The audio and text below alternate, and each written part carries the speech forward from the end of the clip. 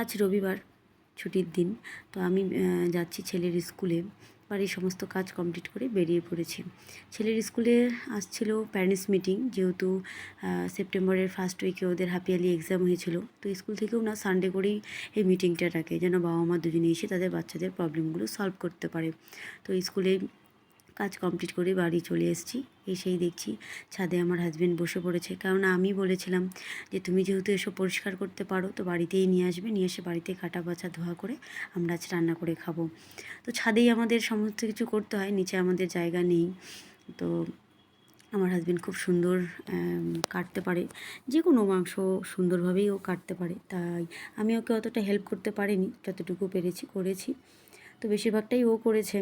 তো আজ শাশুড়ি বাড়িতে নেই, গেছেন এক নিমন্ত্রণ খেতে। তো আমরা তিনজনেই আছি। তো এখন অনেকটাই প্রায় বেজে গেছিলো 2টোর মতো। তো যতটা পারছি তাড়াতাড়ি করে রান্না করছি। ছেলেও খায়নি, সেই সকালে আমরা সবাই টিফিন করেছি। তো রবিবার মানে প্রচুর কাজ থাকে। আজ ছাদের কাজ করেছি। যেখানে টবগুলো আমাদের রাখা ছিল সেখানে অনেকক্ষণ ধরে রৌদ্রটা থাকে, যেহেতু শীতকাল পড়ে যাচ্ছে। তো আমাদের গায়ে রোদ লাগানোর মতো একটাই জায়গা, সেই ছাদটা। তো সেখান থেকে টবগুলোকে সরিয়ে এসে প্রত্যেকটা টবের চর্চা করে আলাদা জায়গায় রেখে দিয়েছি। তো সেগুলো করতেই অনেকটা সময় চলে গেছিলো। তার মধ্যে ছেলের স্কুলে ছিল প্যারেন্টস মিটিং, সেখানে গেছি। আসা যাওয়া করতে অনেকটাই সময় চলে গেছে। তো প্রায় আমার শেষের দিকে রান্নাটা। তো ছেলে বলছে মা একটু টেস্টের জন্য দাও, কারণ ও কষা মাংস খেতে খুব ভালোবাসে। তাই ওকে ভাত খাওয়ার আগে 2 পিস দিয়েছিলাম টেস্টের জন্য।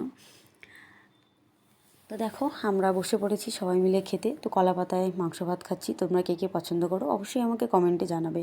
আমার তো খুবই একটা প্রিয় এই কলা পাতায় খাওয়া। তোমরা সবাই ভালো থেকো, সুস্থ থেকো। আবার আসবো অন্য